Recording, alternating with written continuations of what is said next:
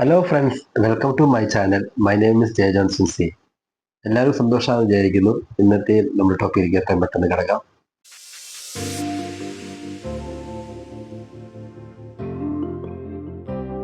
ഇന്നത്തെ ടോപ്പിക് എന്ന് പറഞ്ഞാൽ മറ്റുള്ളവർ നമ്മളടുത്ത് പറയുന്ന അല്ലെങ്കിൽ നമ്മളടുത്ത് പ്രവർത്തിക്കുന്ന ചില വാക്കുകൾ, ചില കാര്യങ്ങൾ നമ്മുടെ മനസ്സിൽ എങ്ങനെയാണ് അത്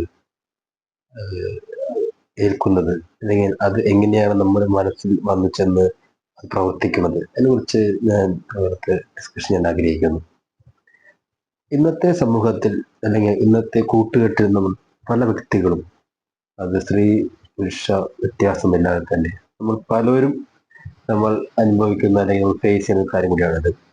നമ്മൾ ഒരു കാര്യം അല്ലെങ്കിൽ വളരെയധികം ലക്ഷ്യത്തോടെ അല്ലെങ്കിൽ വളരെ ഇഷ്ടത്തോടെ അല്ലെങ്കിൽ വളരെ ഇത് ചെയ്യണം എന്ന് ആഗ്രഹിച്ച് അല്ലെങ്കിൽ നമുക്ക് കിട്ടണം എന്ന് ആഗ്രഹിച്ച് നമ്മൾ ഒരു കാര്യം നമ്മൾ ചെയ്യാൻ ശ്രമിക്കുന്നു.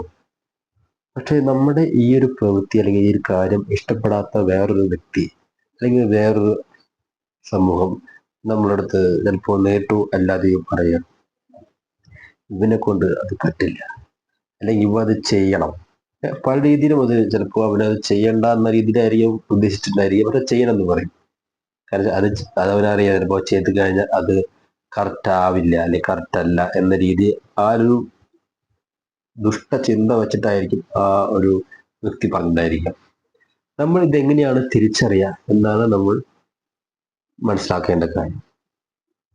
നമുക്ക് ഒരു കാര്യം അല്ലെങ്കിൽ ഒരു പ്രവൃത്തി ചെയ്യുന്നതിന് മുമ്പ് നമ്മളുടെ ഈ പ്രവൃത്തി കൊണ്ട് എന്താണ് നമ്മൾ ഉദ്ദേശിക്കുന്നത് എന്നൊരു ക്ലിയർ പിക്ചർ നമുക്ക് എപ്പോഴും ഉണ്ടായിരിക്കും.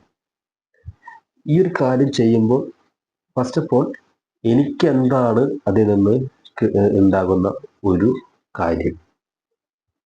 രണ്ടാമത്തത്, ഈ കാര്യം ചെയ്യുന്നത് കൊണ്ട് മറ്റൊരു വ്യക്തിക്ക് അല്ലെങ്കിൽ മറ്റൊരു സമൂഹത്തിന് എന്തെങ്കിലും ദോഷമോ ഗുണമോ എന്താണ് അതിൻ്റെതായ കാര്യങ്ങൾ സംഭവിക്കും.